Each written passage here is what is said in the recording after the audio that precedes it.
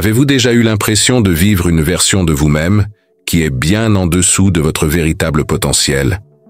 Cette sensation persistante dans votre poitrine, une douleur silencieuse, comme si quelque chose en vous savait que vous êtes capable de bien plus, mais que vous êtes coincé dans un cycle de buts non atteints et de promesses brisées. C'est une souffrance silencieuse, n'est-ce pas? Celle que seul vous comprenez vraiment. Vous traversez vos journées, poursuivant des distractions, évitant ce qui est inconfortable, tout en étant retenu par cette force silencieuse et invisible. La peur de l'échec, la peur du changement, la peur de confronter vos propres faiblesses. Les jours passent, et ce profond désir de changer, de vous libérer de cette version de vous-même qui semble faible, commence à ressembler à un rêve lointain. Mais si je vous disais que vous pouvez tuer cette version faible de vous-même, et si la clé de votre transformation n'était pas quelque part dans le monde extérieur, mais en vous, attendant d'être déverrouillé? Je comprends cette lutte. Je sais ce que ça fait de vouloir changer, mais de se retrouver piégé dans une boucle. La procrastination murmure, les distractions appellent, et avant que vous ne vous en rendiez compte, la journée est finie, et rien n'a changé. Vous vous sentez pris au piège dans votre propre esprit, incapable de vous libérer des schémas qui vous maintiennent dans l'immobilité. C'est comme si vous meniez une bataille contre vous-même, mais l'adversaire n'est pas clair. Ce n'est pas une force extérieure, un défi visible que vous pouvez affronter. C'est votre propre faiblesse, votre incapacité à avancer, vos propres doutes. Et pourtant, cette bataille est la plus importante que vous aurez jamais à mener. Parce qu'au fond de vous, vous savez que si vous la surmontez, si vous transformez cette version faible de vous-même en quelque chose de plus fort, le monde autour de vous commencera à changer. Vous commencerez à changer. C'est le défi que Marcus Aurelius s'est donné à lui-même. Et c'est le défi qui se trouve devant vous maintenant. Vous voyez, Marcus Aurelius n'était pas seulement un grand empereur. Il était aussi un homme qui menait des batailles, à la fois extérieures et intérieures. Il comprenait que la véritable bataille n'est pas contre le monde, mais contre les limitations que nous nous imposons à nous-mêmes. Il a affronté des peurs, des doutes et des imperfections, tout comme vous. Et il a choisi de les confronter, de front, de tuer la version faible de lui-même et, ce faisant, de libérer une version de lui-même véritablement imparable. Mais comment faire cela? Comment faire face à vos propres faiblesses, vos propres doutes, et vous transformer en la personne que vous savez pouvoir être? Cela commence par comprendre que votre force intérieure est déjà là, attendant d'être utilisée. Et le premier pas est de confronter la vérité sur vos faiblesses, vos peurs, vos défauts. C'est là que commence votre voyage, en reconnaissant que la version faible de vous-même n'est pas quelque chose dont il faut fuir, mais quelque chose à affronter et, en fin de compte, à tuer. Parce qu'en le faisant, vous vous libérez. Vous devenez celui que vous étiez toujours censé être. La première guerre. Confrontez vos faiblesses profondes. Vous l'avez ressenti, n'est-ce pas? Ce poids sur vos épaules, cette petite voix dans votre tête qui vous dit que vous ne vivez pas à la hauteur de votre potentiel. Ce sentiment subtil mais persistant que vous êtes prisonnier de vos propres faiblesses, de vos propres peurs. Chaque jour, vous avancez. Mais chaque pas semble être une montée, alourdie par une force invisible qui vous empêche de devenir la personne que vous savez pouvoir être. Et au fond de vous, vous savez que ce n'est pas seulement le monde qui vous freine. C'est vous. C'est votre propre doute, votre propre réticence à affronter la vérité. Ce sont ces batailles intérieures que vous semblez incapable de gagner. Marcus Aurelius comprenait cette lutte mieux que la plupart. En tant qu'empereur, il devait non seulement combattre des batailles extérieures, mais aussi des batailles intérieures. Son plus grand ennemi n'était pas l'armée romaine ou les luttes politiques de son époque. C'était la bataille à l'intérieur de lui-même, le combat contre ses propres peurs, faiblesses et défauts. Il en parlait souvent dans ses méditions, s'exhortant à confronter les parties de lui-même qui devaient être changées. Il savait que pour gouverner un empire, il devait d'abord se gouverner lui-même. Et cela signifiait faire face aux faiblesses qui étaient en lui, de front, sans les éviter.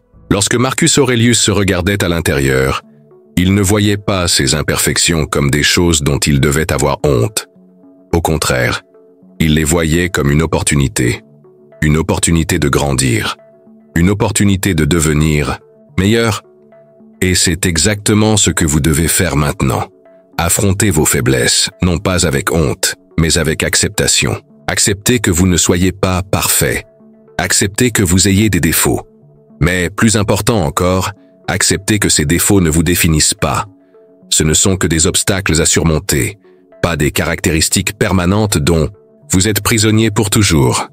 Cela peut être inconfortable. Cela peut sembler que vous déchirez des parties de vous-même que vous avez cachées depuis longtemps.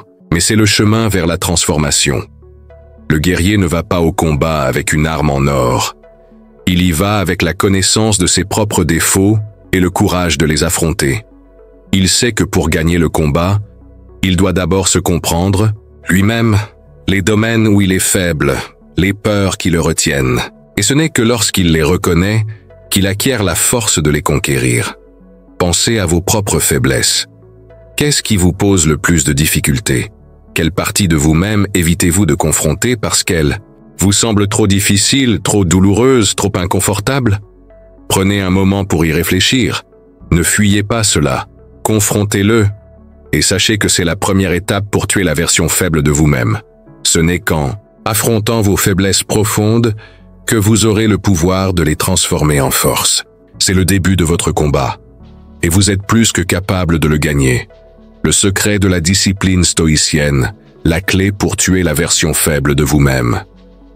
À quelle fréquence vous sentez-vous vouloir changer, mais vous avez l'impression d'être retenu par un manque de discipline?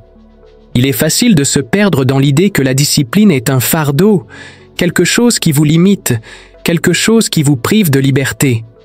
Mais en réalité, c'est tout. Le contraire. La discipline est la liberté. C'est le pouvoir de contrôler votre propre vie, de dicter vos actions plutôt que d'être contrôlé par des forces extérieures ou des désirs passagers. Sans discipline, nous dérivons dans une mer de distractions, d'émotions et d'impulsions. Nous permettons au monde de dicter notre rythme, nos pensées, nos actions. Nous nous rendons à la version faible de nous-mêmes. Marcus Aurelius comprenait cela mieux que quiconque. En tant que dirigeant d'un empire, il faisait face à des défis constants, à la fois extérieurs et intérieurs. Il savait que pour conquérir le monde, il devait d'abord se conquérir lui-même. Et cela commençait par la discipline. Chaque jour, il pratiquait un contrôle de soi implacable, refusant de céder à la voie facile de l'indulgence, de la distraction ou de la procrastination. Il se donnait pour principe de vivre chaque jour avec intention, sachant que chaque petite action, chaque petite victoire sur ses propres impulsions, le rapprochait de la personne qu'il voulait être. Vous pensez peut-être que la discipline consiste à se restreindre, à vous empêcher d'obtenir ce que vous voulez. Mais la vérité est que la discipline consiste à créer l'espace pour ce que vous voulez vraiment. Il s'agit de faire les choix difficiles maintenant pour pouvoir vivre une vie de liberté et d'épanouissement plus tard. Lorsque vous êtes discipliné, vous vous libérez du chaos de la réaction constante au monde qui vous entoure.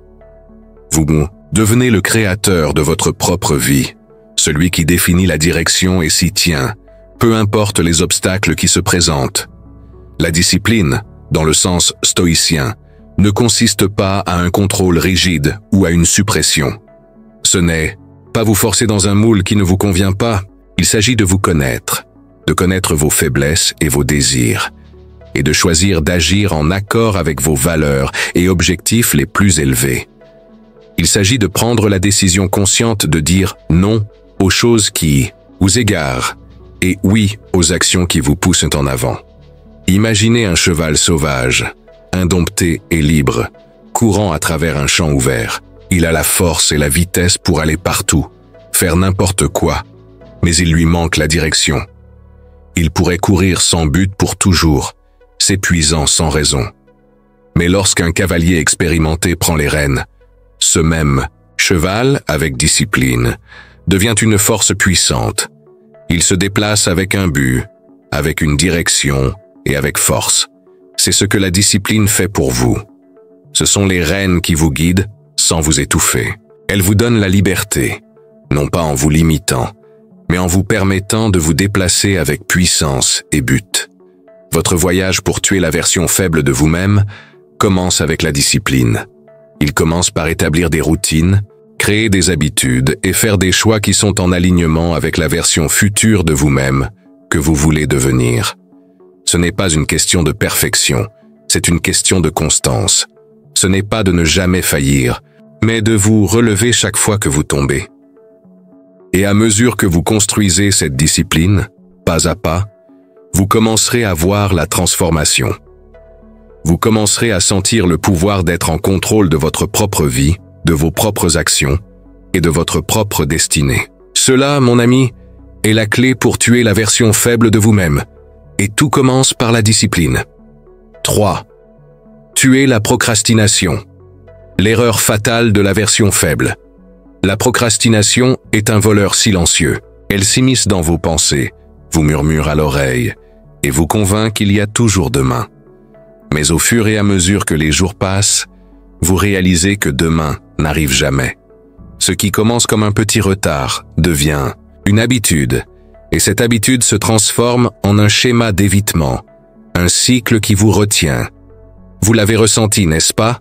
La promesse que vous vous êtes faite de commencer, de changer. Mais ensuite, le temps s'échappe. Chaque moment que vous gaspillez, chaque objectif que vous repoussez, semble être une soumission silencieuse à la version faible de vous-même. Pourquoi procrastinons-nous? Pourquoi remettons-nous à plus tard ce que nous savons être important, ce qui pourrait changer nos vies? Ce n'est pas de la paresse, c'est de la peur. Peur de l'échec, peur de l'imperfection, peur de ce qui pourrait arriver si nous réussissions réellement. Et ainsi, nous retardons. Nous attendons le moment parfait, les bonnes conditions, l'alignement des étoiles. Mais comme Marcus Aurelius nous le dirait, il n'y a pas de moment parfait. Il n'y a que maintenant. Le moment présent est tout ce que nous avons. Et pourtant nous le gaspillons, nous convainquant que nous commencerons plus tard, que demain sera le jour où nous commencerons. Marcus Aurelius comprenait cette lutte. En tant qu'empereur, il faisait face à d'innombrables distractions, obligations et défis. Il savait que si la procrastination dirigeait sa vie, il ne remplirait jamais sa mission. Il avait une mission, un appel plus grand qui exigeait qu'il agisse. Et ainsi, il prenait chaque jour la décision consciente de ne pas attendre, de ne pas retarder, mais d'agir maintenant. Confronter les tâches qui se présentaient devant lui avec discipline et concentration, peu importe à quel point elles étaient difficiles ou inconfortables. Pour Marcus, l'action n'était pas quelque chose à remettre à plus tard, c'était l'essence même de la croissance. La différence entre la version faible de vous-même et la version forte et transformée est la suivante. L'une agit maintenant sans excuse, sans retard, l'autre attend. La version faible de vous-même attend que les choses deviennent faciles, que le bon moment arrive, que les conditions parfaites se présentent. Mais la vie ne fonctionne pas ainsi. Le temps ne sera jamais parfait. Les conditions ne seront jamais idéales. Vous devez agir face à l'incertitude, face à l'inconfort. C'est la seule façon de briser le cycle de la procrastination et de commencer votre transformation. Réfléchissez-y. Le jardinier n'attend pas le jour parfait pour planter les graines. Il n'attend pas les conditions idéales, le temps. Parfait. Il plante dans le sol qu'il a et il prend soin de le nourrir. Il comprend que la croissance ne se fait pas en un instant. Elle se fait étape par étape, jour après jour, avec une action constante. Alors pourquoi devriez-vous attendre? Pourquoi repousser ce que vous savez être nécessaire? Vos rêves, vos objectifs, votre croissance. Ils attendent tous que vous fassiez le premier pas. C'est la clé pour tuer la version faible de vous-même. Vous devez agir maintenant. Il n'y aura jamais de meilleur moment que celui-ci. Chaque moment que vous gaspillez, vous donnez plus de pouvoir à la version faible de vous-même.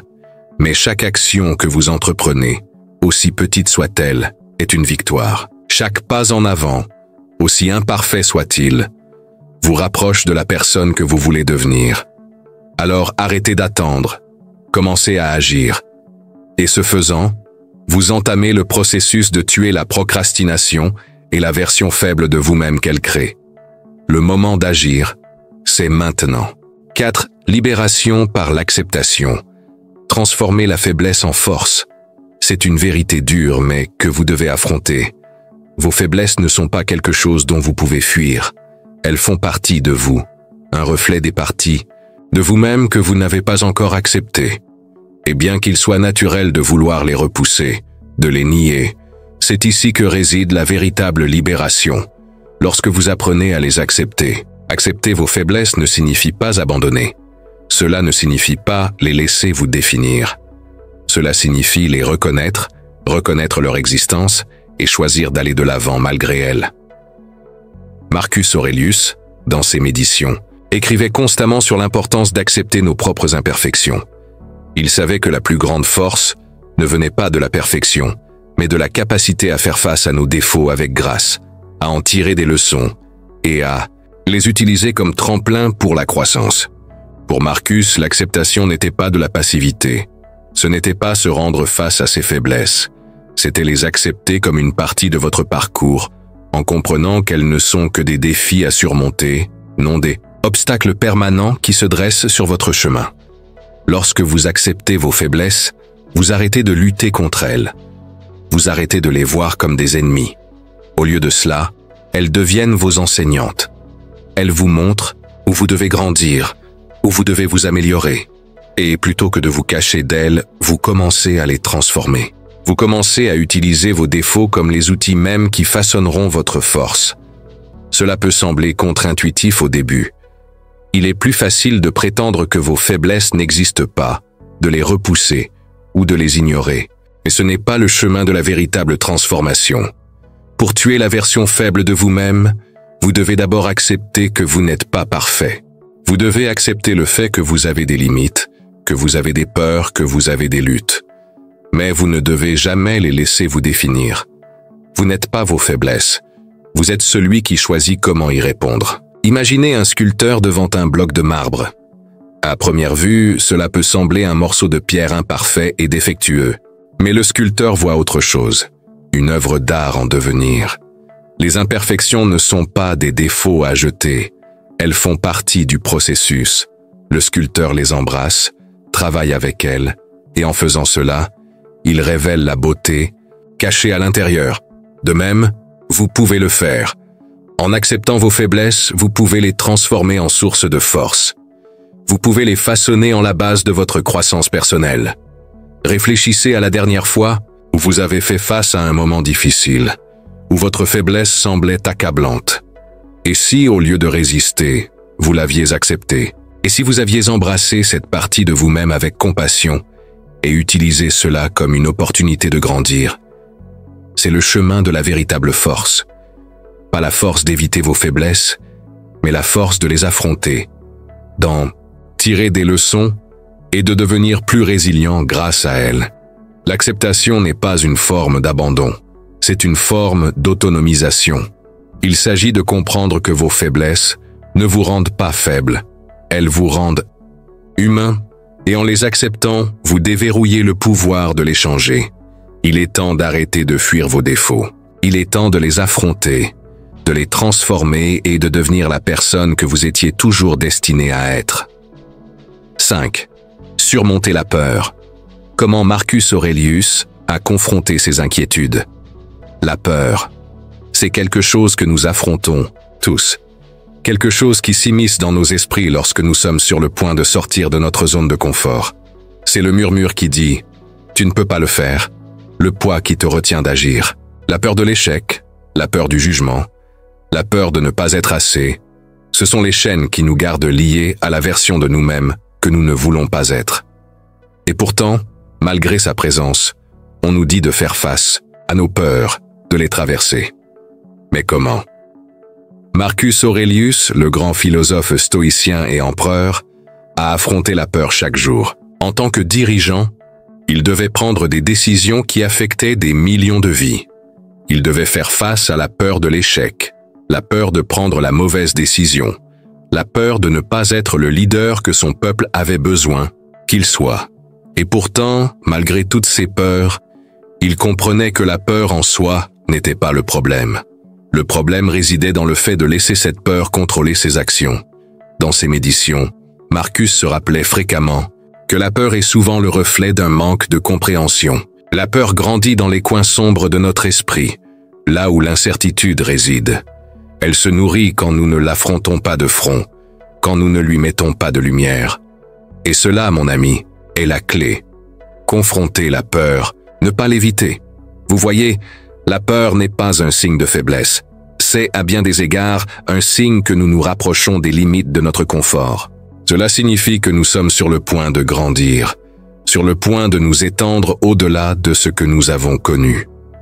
Mais au lieu de fuir, Marcus Aurelius nous a appris à utiliser la peur comme un outil.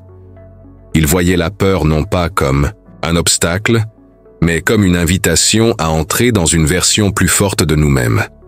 La véritable force, selon Marcus, ne réside pas dans l'évitement de la peur ou dans la prétention qu'elle n'existe pas. Elle réside dans le courage d'agir malgré elle. Le courage n'est pas l'absence de peur, c'est la décision de continuer d'avancer, même lorsque cette peur menace de nous arrêter. Faire face à la peur avec clarté et sagesse, en sachant qu'elle passera, qu'elle est temporaire. Mais nos actions, les choix que nous faisons face à la peur dureront. Pensez à vos propres peurs un instant. Qu'est-ce qui vous retient? Quelle est cette voix dans votre tête qui vous dit que vous n'êtes pas assez, pas capable, ou pas digne du succès? Maintenant, imaginez si vous arrêtiez d'écouter cette voix. Imaginez si, au lieu de fuir votre peur, vous vous y appuyiez, l'acceptiez, et l'utilisiez pour vous propulser en avant. Et si, comme Marcus Aurelius, vous acceptiez que la peur fasse partie du voyage, mais qu'elle ne vous définisse pas? Faire face à la peur ne consiste pas à la surmonter complètement. Il s'agit d'apprendre à la traverser, à s'élever au-dessus d'elle. Il s'agit de voir la peur pour ce qu'elle est réellement. Une opportunité de devenir plus fort, de construire la résilience. Lorsque vous commencez à affronter vos peurs, non pas avec hésitation, mais avec un but, vous commencez à briser les chaînes qui vous retiennent. Vous commencez à vous transformer de quelqu'un qui a peur de l'inconnu en quelqu'un qui l'embrasse. Comme le lion qui affronte la tempête sans hésitation, vous aussi pouvez affronter vos peurs avec force et sagesse. Vous pouvez vous tenir droit, sachant que la peur ne vous contrôle pas, mais qu'elle est votre guide vers la croissance. Et dans ce processus, vous tuerez la version faible de vous-même, la remplaçant par une version plus puissante, courageuse et imparable. 6. La pratique quotidienne de la réflexion, le plus grand défi de Marcus Aurelius. Il y a des jours où vous vous sentez perdu, n'est-ce pas? Comme si vous flottiez à travers la vie sans direction claire, sans véritable compréhension, de l'endroit où vous êtes ou de la direction où vous allez. Vous vous réveillez, suivez la routine, et avant que vous ne vous en rendiez compte, une autre journée est passée, et vous n'avez toujours pas fait de progrès réel. Il y a une agitation, un sentiment lancinant que quelque chose manque, mais vous ne parvenez pas à mettre le doigt dessus. Le monde va vite, et vous allez avec lui. Pourtant, quelque chose en vous vous dit que vous avez raté quelque chose d'essentiel. Plus vous cherchez profondément, plus il devient évident. Vous avez manqué la chose la plus importante, vous-même. Marcus Aurelius comprenait profondément ce sentiment. En tant qu'empereur, sa vie était remplie de responsabilités extérieures, de pression constante et de demandes infinies sur son temps. Mais malgré le chaos autour de lui, il savait que s'il ne prenait pas le temps de réfléchir, de faire une pause et de se reconnecter avec lui-même, il perdrait de vue son véritable but. Il fit de la réflexion une pratique quotidienne, quelque chose qui lui permettait de se recentrer, d'aligner ses pensées avec ses valeurs et de se recentrer sur la mission qui l'attendait. Dans ses méditions, Marcus Aurelius écrivait sur l'importance de la réflexion quotidienne, un examen intérieur de ses pensées, de ses actions et de ses désirs. Il croyait que ce processus était essentiel pour la croissance personnelle et la transformation. Sans cela, il aurait été perdu dans le bruit du monde, emporté par les distractions et les pressions extérieures. Mais avec cela, il trouva la clarté. Il trouva la direction. Il se retrouva. Et vous aussi, vous devez faire de même. Vous n'avez pas besoin d'être un empereur ou un philosophe pour voir la valeur de prendre du temps pour réfléchir. En fait, cela peut être encore plus important pour vous, au milieu de votre vie occupée, de prendre du recul et de regarder à l'intérieur. La réflexion ne consiste pas à fuir le monde. Il s'agit d'acquérir de la clarté pour pouvoir réintégrer le monde avec un sens renouvelé du but. Ce n'est pas échapper au chaos, mais trouver le calme au sein de celui-ci.